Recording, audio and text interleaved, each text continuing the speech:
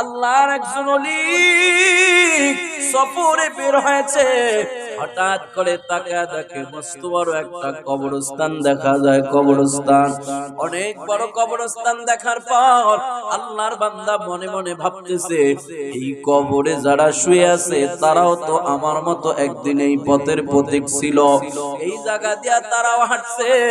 আজকে আমার মতো মানুষগুলো ওই কবরে যায় ঘুমায়, আমাকেও একদিন ঘুমাতে হবে। আল্লাহ পাক কাউকে জীবিত রাখে, আবার কাউকে মৃত রাখে। আল্লাযী খালাকাল মাউতা ওয়াল হায়াতা লিয়াবলুয়াকুম আইয়ুকুম আহসানু আমালা। ও মুসলমান গো, আওয়াজ করে বলতে চাই, আপনাদের কাছে জানতে চাই, হায়াত আর মৌতের মালিক কে? আল্লাহর ওলি এমনটা ভাবার পর মস্ত বড় কবরস্থান থেকে তার জবান থেকে হঠাৎ করে সুবহানাল্লাহর আওয়াজ বের হয়ে গেছে। আল্লাহর বান্দাটার জবান থেকে অটোমেটিক তার অনিচ্ছায় বের হয়ে গেছে সুবহানাল্লাহ।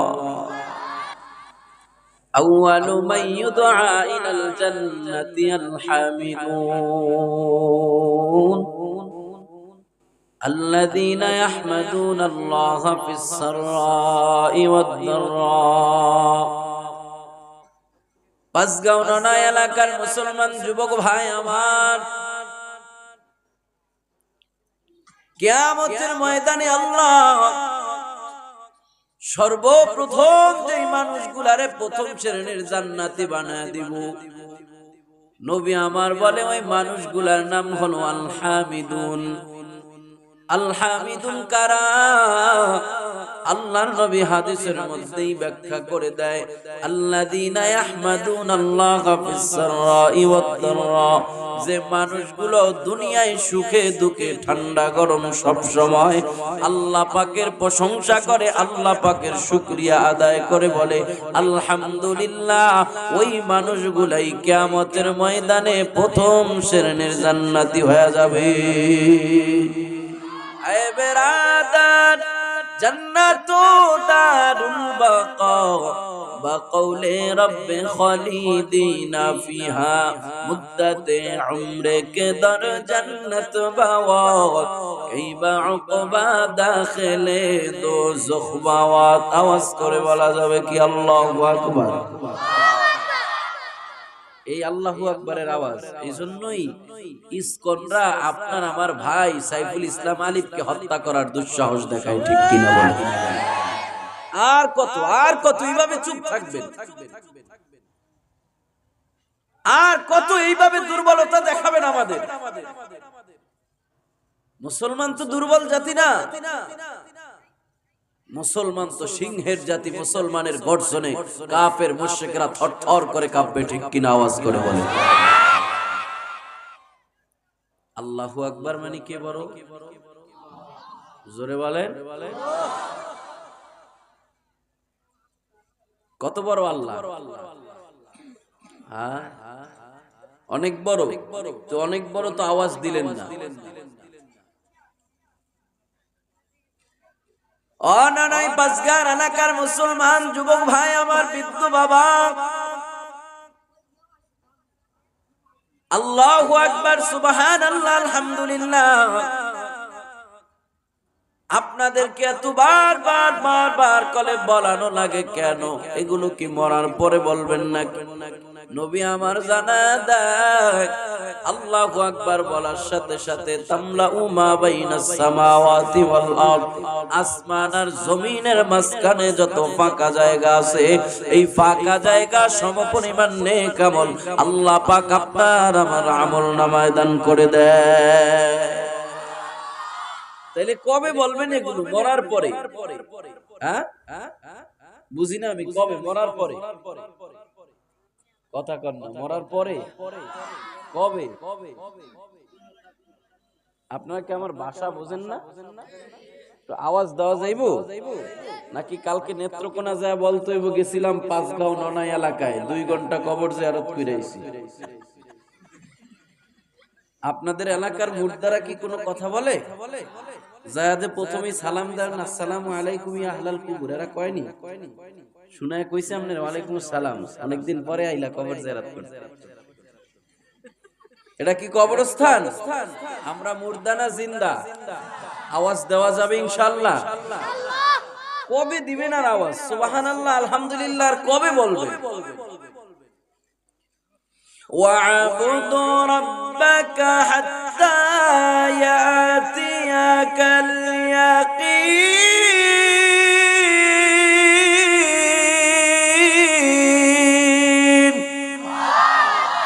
ہر کے دارت خوف حق در دل مدام جنت الموعد دورا مقام جزبہ حق چی زمخاز انس جا فضل اوعا مست در جملہ جہا دل جو خالی یاد حق سے اے جہا খানায়ে শৈতান ও দিল বেগুমা। আওয়াজ করে বলা যাবে কি আল্লাহু আকবার? গাঁও ননাই এলাকার মুসলমান আল্লাহ পাক জানা দেয় আল্লাহু আকবার কবে বলবা, সুবহানাল্লাহ কবে বলবা, আলহামদুলিল্লাহর আওয়াজ কবে দিবা? মরণের পরে যদি আল্লাহ দেওয়ার সুযোগ করে দেয় ওই আওয়াজ দিলে আর কাম হবে না। আল্লাহ বলে দুনিয়ার গোলাম ইবাদত করার সময় কিন্তু মরণ আসার আগে, মরার পরে আর ইবাদত করলে কাম হবে না। মরার পরে মানুষ ইবাদত করতেও পারে না, যদিও করতে পারে আল্লাহ সুযোগ দেয় তাহলে আর কোনো নেকি হবে না। এজন্য কিতাবের ভিতরে লেখা আছে আল্লাহর একজন ওলি সফরে বের হয়েছে, হঠাৎ করে তাকায় দেখে মস্ত বড় একটা কবরস্থান দেখা যায়। কবরস্থান, অনেক বড় কবরস্থান দেখার পর আল্লাহর বান্দা মনে মনে ভাবতেছে এই কবরে যারা শুয়ে আছে তারাও তো আমার মতো একদিন এই পথের পথিক ছিল, এই জায়গা দিয়া তারাও হাঁটছে। আজকে আমার মতো মানুষগুলো ওই কবরে যায় ঘুমায়, আমাকেও একদিন ঘুমাতে হবে। আল্লাহ পাক কাউকে জীবিত রাখে আবার কাউকে মৃত রাখে। আল্লাযী খালাকাল মাউতা ওয়াল হায়াতা লিয়াবলুয়াকুম আইয়ুকুম আহসানু আমালা। ও মুসলমান গো, আওয়াজ করে বলতে চাই, আপনাদের কাছে জানতে চাই হায়াত আর মউতের মালিক কে? আল্লাহর ওলি এমনটা ভাবার পর মস্ত বড় কবরস্থান দেখে তার জবান থেকে হঠাৎ করে সুবহানাল্লাহ আওয়াজ বের হয়ে গেছে। আল্লাহর বান্দাটার জবান থেকে অটোমেটিক তার অনিচ্ছায় বের হয়ে গেছে সুবহানাল্লাহ। মুহাব্বতে বলেন না সুবহানাল্লাহ। সুবহানাল্লাহ মানে কে পবিত্র? আরো জোরে বলেন। আপনি যদি আল্লাহকে পবিত্র বলেন তাহলে আমার আল্লাহ পবিত্র, আপনি যদি আল্লাহকে পবিত্র না বলেন তাও আমার আল্লাহ পবিত্র। তবে আল্লাহ জানা দেয় পাঁচগাঁও ননাইর এলাকার মুসলমান যুবক, এ বৃদ্ধ ভাই আমার, পর্দার আড়ালের মা আমার বোন, আমরা আল্লাহকে পবিত্র বললো আল্লাহ পবিত্র, না বললো আল্লাহ পবিত্র। তবে আর আমি আপনি যদি আল্লাহকে পবিত্র বলে ঘোষণা করি, আল্লাহ জানা দেয় নবী আপনি জানা দেন যেই মানুষগুলো আমি আল্লাহকে পবিত্র বলে ঘোষণা করে দেয়, আমি আল্লাহ কিয়ামতের ময়দানে গুনাহ থেকে তাদেরকে পবিত্র বানায় দিব। तो दुनिया पे खबर है, दुनिया की नुमाइश पर नजर है, नमी गुयम के अज दुनिया जुदा बाश, भर कारे के बाशी बा खुदा बाश, जिसते दुनिया अज खुदा का फिल बुदागन नहीं कमाशुन कुराओ फर जिंदोजन। একটা জবানও বন্ধ রাখবেন না, আওয়াজ করে বলেন আল্লাহু আকবার। আল্লাহর ওলির জবান থেকে সুবহানাল্লাহর আওয়াজ বের হওয়ার পর আল্লাহর ওলি এবার হাঁটি হাঁটি পা পা করে কবরস্থানের দিকে আগায়। আস্তে আস্তে কবরস্থানের দিকে যেই মাত্র আগায়, একটা কবরের কাছে যাওয়ার পর হঠাৎ করে আল্লাহর ওলি তাকায় দেখে ওই কবরের মধ্য থেকে মাওলা পাকের কোরআনের তেলাওয়াতের আওয়াজ। আল্লাহর ওলি ভাবতেছে কি ব্যাপার, ওই কবরের মধ্যে থাকবে মরা লাশ, ওই কবরের মধ্যে থাকবে মরা মানুষ, ওই কবর থেকে কেমনে কোরআনের তেলাওয়াতের আওয়াজ। আল্লাহর বান্দাটা আশ্চর্য হয়ে যায়, অটোমেটিক তার জবান থেকে তার অনিচ্ছায় আবার আল্লাহু আকবার বের হয়ে যায়। যেই মাত্র বান্দার জবান থেকে আল্লাহু আকবারের আওয়াজ, অমনি ভাবে কবরের মুর্দার জবান আল্লাহ খুলে দিয়েছে। ওই কবরের মুর্দায় আওয়াজ দিয়া বলে, দুনিয়ার প্রতীক ভাই আমার কে তুমি আল্লাহু আকবারের আওয়াজ দিলা? কেনই বা আল্লাহু আকবারের আওয়াজ দিলা? দুনিয়ার প্রতীক আল্লাহওয়ালা ডাক দিয়া বলে, ও কবরওয়ালা ভাই আমার, আমি এই কবরের মধ্য থেকে কোরআনের তিলাওয়াতের আওয়াজ শোনার পর আমি বড় আশ্চর্য হয়ে গেছি যে কবরের মধ্যে একটা মুর্দা লাশের জবান থেকে যে আল্লাহ তিলাওয়াতের আওয়াজ বের করতে পারে ওই আল্লাহই বড়। এজন্য আমার জবান থেকে বের হয়ে গেছে আল্লাহু আকবার। ও কবরওয়ালা ভাই আমার, কে তুমি? এই কবরের মধ্যে কোরআনের তেলাওয়াত করো নাকি তুমি কবরের মধ্যে কোন জিন্দা মানুষ? কবরওয়ালা ডাক দেয়া বলে, দুনিয়ার প্রতীক ভাই আমার, না না, আমি কোন জিন্দা মানুষ না, অন্য 10টা কবরের মতো আমিও কবরের একজন লাশ, কবরের একজন মুর্দা মানুষ। তাহলে কেমনে তুমি কবরের মধ্যে কোরআনের তেলাওয়াত করো? কবরওয়ালা ডাক দেয়া বলে, ও দুনিয়ার প্রতীক ভাই আমার, দুনিয়াতে আল্লাহ পাক জানা দেয়, উদউনি আস্তাজিব লাকুম, এ বান্দা তোমরা আমি আল্লাহকে ডাকো, আমি আল্লাহ তোমাদের ডাকে সাড়া দিব। আল্লাহ পাক বলেছে, বান্দা তুমি যখনই আমারে ডাকবা আমি আল্লাহ তোমার ডাকে সাড়া দিব। যখনই যা কিছু তুমি আমার কাছে চাইবা আমি আল্লাহ তোমাকে দান করব। কবরওয়ালা ডাক দিয়া বলে, দুনিয়ার প্রতীক ভাই আমার, এই যে আল্লাহ পাক ডাকার জন্য বলেছে আর আল্লাহর কাছেই যাওয়ার জন্য বলেছে, আল্লাহ পাকের কাছে দুনিয়ায় থাকাকালীন আমি আল্লাহর কাছে দোয়া করেছি, ও দয়ার মালিক কোরআন তেলাওয়াত করতে আমার বড় মজা লাগে রে আল্লাহ। ওই দুনিয়ায় থাকা অবস্থায় আল্লাহর কাছে দোয়া করেছিলাম, আল্লাহ আমার এই কোরআন তেলাওয়াতের আওয়াজ, আমার জবান থেকে কোরআনের তেলাওয়াত, আল্লাহ একদিন তো দুনিয়া থেকে চলে যাব, মানুষ দুনিয়া থেকে চলে গেলে আমল বন্ধ হয়ে যায়, আল্লাহ তোমার কাছে দোয়া করি রে মালিক, আমি যদি কবরেও চলে যাই তারপরেও তুমি সেই জায়গায় আমার কোরআনের তেলাওয়াত করার সুযোগ দিয়া দিও। আল্লাহ পাক আমার দোয়াটা কবুল করে মরার পরেও কবরের মধ্যে আমাকে তেলাওয়াতের সুযোগ করে দিয়েছে। ইয়া ইলাহি তু মেরা গফফার হায়, ইয়া ইলাহি তু মেরা সত্তার হায়, কাদের কুদরত দারি বর কামাল, আনতা রব্বি আনতা হাসবি যুল জালাল। আওয়াজ করে বলেন আল্লাহু আকবার। পাঁচগাঁও ননা এলাকার মুসলমান, পুরা কপাল্লা মুসলমান, লোন লয়, ব্যাংকের কাছে যায় লোন লইতে, সুদে টাকা লইতে যায়, আরেকজনের কাছে সুদে টাকা চায়। আর আল্লাহ পাক আপনারে আমারে বলে, উদউনি আস্তাজিব লাকুম, বান্দা তোর কি প্রয়োজন বল, তোর কি প্রয়োজন? একটা মুর্দার জবান থেকে যদি আল্লাহ পাক কোরআনের তেলাওয়াতের আওয়াজ বের করতে পারে, তার দোয়া কবুল করে। সে দোয়া করেছে আল্লাহর কাছে, আল্লাহ মরার পরেও তুমি আমাকে তেলাওয়াত করার সুযোগ করে দিও। আল্লাহ যদি তার দোয়া কবুল করে, তাকে সেই সুযোগ দান করে। আপনার আমার জরুরত সামান্য একটা বিল্ডিং এ উঠাইবেন মিয়া, এটা কি আমার আল্লাহ পূরণ করার ক্ষমতা রাখে না? তাহলে কেন যান?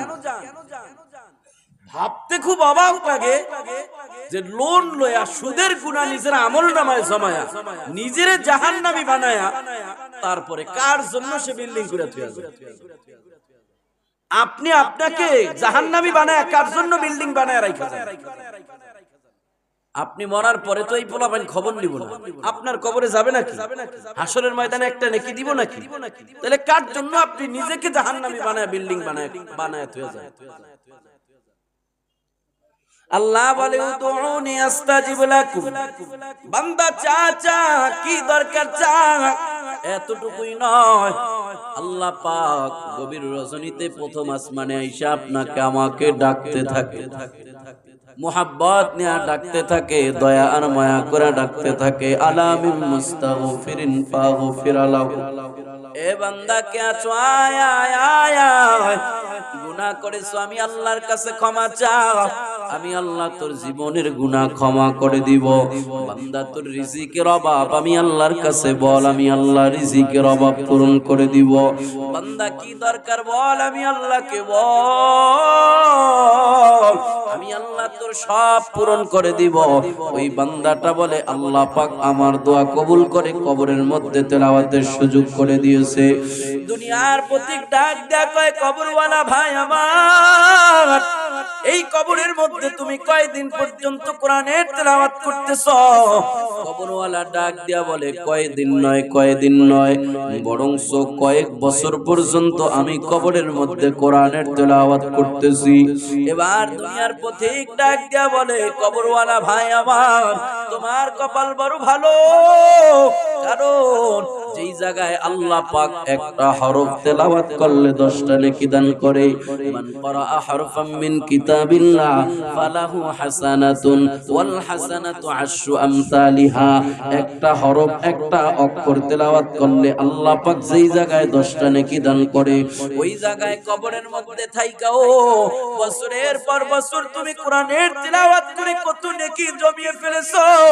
ওই কবরওয়ালা ডাক দেয়া বলে, দুনিয়ার ভাই আমার, তাহলে তুমি একটা কাজ করো, তুমি যে সবে মাত্র আল্লাহু আকবার বলেছো, ওই আল্লাহু আকবারের সওয়াবগুলো আমারে দিয়া দাও, আর আমার এত বছরের কোরআন তেলাওয়াতের সওয়াবটা তুমি নিয়ে নাও। দুনিয়ার প্রতীক ডাক দেয়া কয়, কবরওয়ালা ভাই আমার, কবরের মধ্যে মানুষ বড় অসহায়, ওই সমুদ্রের মধ্যে মানুষ যেমন অসহায়, কবরের মানুষগুলা তো তেমন অসহায়। তুমি একটা অসহায় অবস্থায় থাইকো, তুমি কেন তোমার এতগুলো নেকি দিয়া দিতে চাও? কবরওয়ালা ডাক দেয়া কয়, দুনিয়ার প্রতীক ভাই আমার, তুমি যেটা মনে করেছো আসলে ওটা নয়। তুমি যে মনে করেছো আল্লাহ এই তেলাওয়াতের বিনিময়ে অনেকগুলো নেকি আমারে দান করছে, না না না না, আল্লাহ পাক এত বছর তেলাওয়াতের বিনিময়ে একটা নেকিও আমারে কবরে দান করে নাই। হক্কানি পীরের মুরিদ আমরা হক্কানি পীরের মুরিদ। কোন পীরের বিরুদ্ধে? যে পীরের মধ্যে শরীয়ত খুঁজে পাওয়া যায় না, যারা ভণ্ড পীর, অনবীর উম্মতের দল। আজকে সারা বাংলাদেশের ভিতরে বাবার অভাব নাই। একটা পর্যায়ে দেখা যায় যে মুসলমানের শুধু বাবা আর বাবা, হিন্দুগো শুধু মা আর মা। হিন্দুগো মায়ের অভাব নাই, কালিমা, দুর্গা মা, সরস্বতী মা, ওই মা, সেই মা, তেই মা। মুসলমানেরও বাবার অভাব নাই, অমুক বাবা, তমুক বাবা, খাজা বাবা, তালা বাবা, কুতুব শাহ বাবা, এমনকি টং টং শাহ বাবা আছে না না? টং টং শাহ বাবা আছে, জানেন আপনারা? আমি যশোরে মাহফিলে গেছি, যা দেখি যে সাইনবোর্ড লাগাই না, টং টং শাহ বাবা। কপাল জাতির এমন করছে, টং টং শাহ বাবা। আল্লাহ আমাদেরকে এই ধরনের ভণ্ড বাবাদের থেকে হেফাজত করুক, জোরে বলেন আমিন। আওয়াজ করে বলবেন, ইবাদত হবে কার জন্য? সিদ্ধান্তটা চূড়ান্ত কার? আরো জোরে বলেন কার? পাঁচগাঁও না এলাকার মুসলমান যুবক ভাই আমার, পর্দার মা আমার বোন, বেশি কষ্ট আমি আপনাদেরকে দিব না, সংক্ষেপে বলে যাই। আল্লাহ পাকের 1 নম্বর চূড়ান্ত সিদ্ধান্ত, আল্লাহ ছাড়া অন্য কারো ইবাদত করা যাবে না। এবার বলবেন, হুজুর কয়দিন আল্লাহ পাকের ইবাদত করব? 70 বছর বয়স পাইছি, 40 বছর আল্লাহর ইবাদত করি আর 30 বছর অন্য কাউর করি। আল্লাহ বলে, না না, ওয়াবুদু রাব্বাকা হাত্তা ইয়াতিয়াকাল ইয়াকিন। জীবন তোমার আছে যতদিন আল্লাহ পাকের ইবাদত হবে ততদিন। তাহলে আল্লাহ পাকের চূড়ান্ত সিদ্ধান্ত, ইবাদত হবে একমাত্র আল্লাহর। কতদিন? জীবন আছে যতদিন। কতদিন? জীবন আছে ততদিন। একমাত্র ইবাদত করব কার? জোরে আওয়াজ দিয়া বলেন কার? কতদিন? জীবন আছে। আল্লাহ পাকের এই সিদ্ধান্তটা কি বুঝে আসছে? আসছে। এটা আমার বলা মুখ্য উদ্দেশ্য না, পরবর্তী যে সিদ্ধান্ত এটা বলা আমার আসল উদ্দেশ্য। আল্লাহ পাকের দ্বিতীয় সিদ্ধান্ত। আগেরটা বুঝছেন? আগেরটা বুঝলে দ্বিতীয়টা বুঝবেন। বুঝছেন আগেরটা? এবার আল্লাহ ডাক দেয়া কয় আল্লাহ পাকের দ্বিতীয় সিদ্ধান্ত কি জানো? ওয়াবিল ওয়ালিদাইনি ইহসানা। আল্লাহ পাকের 2 নম্বর চূড়ান্ত সিদ্ধান্ত হলো দুনিয়ার সমস্ত সন্তানেরা মা বাবার সাথে একমাত্র শুধুমাত্র কেবলমাত্র ভালো আচরণ করবে, খারাপ নয়। সিদ্ধান্ত কার? সন্তানেরা মা বাবার সাথে কি আচরণ করবে? না খারাপ? আল্লাহ ছাড়া যেমন কারো ইবাদত করা যাবে না, দুনিয়ার সন্তানেরা মা বাবার সাথে ভালো আচরণ ছাড়া খারাপ আচরণ করতে পারবে না। অনেক সন্তান পণ্ডিত সন্তান বলে, হুজুর মা বাবা যদি আমাদের উপর আমাদের সাথে খারাপ ব্যবহার করে, আল্লাহর নবী বলে ওয়া ইন যালামা, মা বাবা যদি তোমার উপরে জুলুমও করে তারপরে তুমি মা বাবার সাথে খারাপ আচরণ করবা না। আল্লাহ পাকের চূড়ান্ত সিদ্ধান্ত হলো মা বাবার সাথে ভালো আচরণ করবা। সিদ্ধান্ত কার? আফসোস আর পরিতাপের বিষয় হলো আজকে সারা বাংলাদেশে যেই জায়গায় যাই, দাড়ি পাকা মুরব্বি সাদা দাড়িওয়ালা বাজান আইসা হয়তো স্টেজে ওঠার আগে না হয় খানা খাইতে গেলেই কানে কানে বলবো, হুজুর গোলাপাইন কথা শুনে না, একটু কোয়েন এই বিষয়ে, এই বিষয়ে একটু বয়ান করেন। আছে না নাই? দুনিয়ার সন্তানেরা কান পেতে ভালো করে শুনো বাবা, নবী আমার কি বলে জানো? নবী আমার বলে হুমা জান্নাতুকা ওয়া হুমা নারুকা। মা বাবা তোমার জান্নাত, মা বাবা তোমার জাহান্নাম। যদি মন চায় জান্নাতে যেতে তাহলে মা বাবার খেদমত করে জান্নাতে যাও, আর যদি মন চায় জাহান্নামে যেতে তাহলে মা বাবার সাথে খারাপ আচরণ করে জাহান্নামে যাও। আল্লাহ বলে তবে শুনে রাখো সন্তানেরা, আমি আল্লাহ পাকের চূড়ান্ত সিদ্ধান্ত হলো ওয়াবিল ওয়ালিদাইনি ইহসানা, দুনিয়ার সমস্ত সন্তানেরা মা বাবার সাথে ভালো আচরণ করবে। এবার আওয়াজ করে বলতে পারেন হুজুর মা বাবার সাথে কয়দিন ভালো আচরণ করব? মা বাবার সাথে বিয়ের আগ পর্যন্ত ভালো আচরণ করি, আবার বিয়ার পরে স্ত্রীর কথা শুনে একটু খারাপ আচরণ করি, তাইলে হবে নাকি? আল্লাহ বলে আমার আগের সিদ্ধান্তটা যেমন, আল্লাহ পাকের ইবাদত করবা কয়দিন? বলে তোমার জীবন আছে যতদিন। মা বাবার সাথে ভালো আচরণ করবা কয়দিন? তোমার জীবন আছে যতদিন। তোমার জীবনের মধ্যে যদি মা বাবার জীবন নাও থাকে, তার মানে তোমার আগে যদি মা বাবা কবরেও চলে যায়, তারপরেও তুমি মা বাবার সাথে ভালো আচরণ করবা। কেমনে করবা সেটা আজকে বলে দিব। ও দুনিয়ার সন্তানেরা, আল্লাহ পাকের আগের সিদ্ধান্তটার মতোই দ্বিতীয় সিদ্ধান্ত, আল্লাহ ছাড়া যেমন কারো ইবাদত করা যাবে না, সন্তানেরা মা বাবার সাথে ভালো আচরণ ছাড়া খারাপ ব্যবহার করা যাবে না। আল্লাহ পাকের ইবাদত করবেন কতদিন? আপনার জীবন আছে যতদিন। মা বাবার সাথে ভালো আচরণ করবেন কয়দিন? আপনার জীবন আছে ততদিন। কিন্তু আফসোস আর পরিতাপের বিষয় হলো সন্তানটাকে বিয়ের আগ পর্যন্ত ফেরেশতা মনে হইলেও বিয়ের পরে ওই সন্তান মা বাবার সাথে খারাপ আচরণ নয়, গায়ে হাত দিতে পর্যন্ত দ্বিধা করে না, এমন কুলঙ্কার সন্তান আছে না নাই? বিয়ের পরে শ্বশুর আর শাশুড়িকে পেলে জন্মদাতা মা বাবাকে যায় রে ছেলে ভুলে। বিয়ের পরে শ্বশুর আর শাশুড়িকে পেলে জন্মদাতা মা বাবাকে যায় রে ছেলে ভুলে। মাতা পিতা মুরব্বীরা পায় না রে সম্মান, পদে পদে শুধুই তারা হচ্ছে অপমান। স্নেহ মায়া প্রেম প্রীতি কমছে শুধু তাই, নাই নাই নাই রে আগের মতো নাই, নাই নাই নাই রে নাই রে কিছু নাই। আগের মতো মানুষ আছে চরিত্র তো নাই। আবু বকর ওমর ফারুক বলো কোথায় পাই? নামেতে আছে কিছু, নামেতে আছে সবই, কাজে কিছু নাই, নাই নাই নাই রে নাই রে কিছু নাই, নাই নাই নাই রে আগের মতো নাই।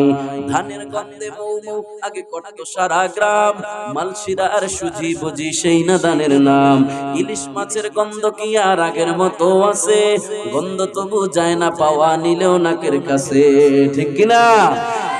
ভাতের সাথে যখন পদ্মার ইলিশ খাই, নাই নাই নাই রে, নাই রে কিছু নাই, নাই নাই নাই রে আগের মতো নাই, নাই নাই নাই রে, নাই রে কিছু নাই, আগের মতো মানুষ আছে চরিত্র তো নাই। ঠিক কিনা? আগে শুনছি মানুষে লাউ শাক দিয়া ভাত খাইছে, ভালো লাগছে, জায়গা জমি বলে দিয়া দিছে, যা তুই আমার এই এক কানি খাইস। ঠিক না বেটি? আর এখন এক বিঘত জমির লইগা যুগ যুগ মারামারি, কথা কয় না। বিয়ের আগ পর্যন্ত আপনি মা বাবার সাথে ভালো আচরণ করবেন, এরপরে বউয়ের কথা শুনে আপনি মা বাবার সাথে খারাপ আচরণ করবেন। আল্লাহ বলে না না, আমি আল্লাহর চূড়ান্ত সিদ্ধান্ত, দুনিয়ার সন্তান তোমার জীবন আছে যতদিন মা বাবার সাথে ভালো আচরণ করবা ততদিন। তোমার জীবনের মধ্যে হয়তো তোমার মা বাবা তোমার আগেও চলে যেতে পারে, তাহলে তুমি কেমনে মা বাবার সাথে ভালো আচরণ করবা? অনেক সন্তান হয়তো ময়দানে এমন আছে বলবে, হুজুর মা বাবার সাথে ভালো আচরণ করার বয়ান করলে আমি এক হতভাগা পোড়া কপাল, মা বাবার সাথে কেমনে ভালো আচরণ করব? মা আমার দুনিয়াতে নাই, বাবা আমার দুনিয়াতে জীবিত নাই, আপনার এই বয়ানের উপরে আমি কেমনে আমল করব হুজুর? মা বাবা তো আমার জীবিত নাই। অনেক সন্তান এই জায়গায় আছে এতিম, যাদের মা নাই বাবা নাই, মন চাইলো মা বাবার খেদমত করতে পারে না, মন চাইলো আজকে মা বাবারে মা বাবা বলে ডাক দিতে পারে না। আপনাদের মতো এতিম একজন সাহাবী নবীর দরবারে হাজির হয়ে গেছে। নবীর দরবারে যা কয়, নবী গো আমি আপনার কাছে একটা প্রশ্ন করতে চাই। নবী বলে, ও সাহাবী কি প্রশ্ন করবা করো, কি জানতে চাও বলো, আমি তো প্রশ্নের উত্তর দিতে প্রস্তুত আছি। নবী অনুমতি দেওয়ার পর সাহাবী শুধু কান্না করে চোখ বেয়ে সাহাবীর দরদর করে পানি পড়তেছে। নবী আমার ডাক দেয়া কয়, সাহাবী রে, রহমতের নবীর সামনে উম্মত কানলে নবীর সহ্য হয় না, বল বল কেন কান্না করো, কি জানতে চাইছো? না যাই নাই তুমি কান্না আরম্ভ করেছো। নবীর সাহাবী ডাক দেয়া কয়, পয়গম্বর আমি আপনার কাছে জানতে চাই, দুনিয়ার মানুষেরা ইন্তেকাল করে যখন কবরে চলে যায়, ওই কবরের মানুষগুলোর জন্য দুনিয়ার মানুষ কি কোনো খেদমত করতে পারবে কিনা? নবী আমার ডাক দেয়া কয়, সাহাবী হঠাৎ করে তুমি এমন প্রশ্ন কেন করলা? নবীর সাহাবী ডাক দেয়া কয়, নবী গো আমি একটা হতভাগা সন্তান, দুনিয়াতে আমার মাও নাই বাবাও নাই, আমার মা আর বাবার কষ্ট আমি আমার চোখে দেখেছি গো নবী। আমার মা ইহুদির বাড়িতে কাজ করে কষ্ট করে করে কিছু খাবার নিয়ে আইনা আমারে খাওয়া বড় করছে। আমার মা বাবার সংসারটা বড় গরিব সংসার ছিল গো নবী। মা বাবা অন্যের বাড়িতে কাজ করে করে আমারে কত কষ্ট করে করে লালন পালন করেছে। আমার চোখে আমার মা বাবার কষ্টগুলো এখনো ভাসতেছে। পয়গম্বর আল্লাহ পাক এখন আমারে অনেক সম্পত্তি দান করেছে, আমার এখন টাকা পয়সার অভাব নাই।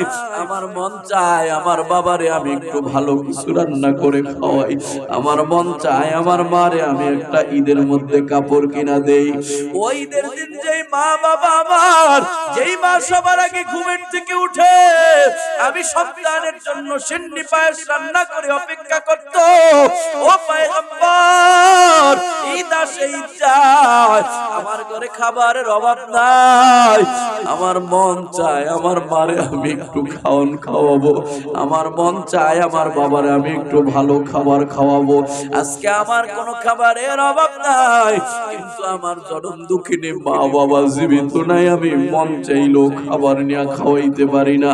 এমন কথা শোনার পর নবীর চোখ বেয়ে টপ টপ করে পানি পড়ে। নবী আমার ডাক দিয়া কয়, সাহাবী আমি তোর মতো একটা এতিম সন্তান, বরঞ্চ আমি নবী কেমন এতিম জানো? তুমি তো তোমার বাবারে চোখকে দেখেছো, আমি আমার বাবার জীবনে দুই চোখ দিয়া দেখি নাই। বাবা ডাকের মধ্যে কেমন মজা আমি নবী তা কোনোদিন জানি না, কারণ আমি আমার বাবারে বাবা বলে ডাকতে পারি নাই। ও সাহাবী, আমি আমার বাবাকে দেখি নাই, বাবারে কোনোদিন বাবা বলে ডাকতে পারি নাই, কারণ বাবা আমার মায়ের গর্ভে থাকা অবস্থায় আমার এতিম বানায় দুনিয়া থেকে চলে যায়। মাত্র 6 বছর বয়সে আম্মা আমার দুনিয়া থেকে চিরবিদায় নেয়।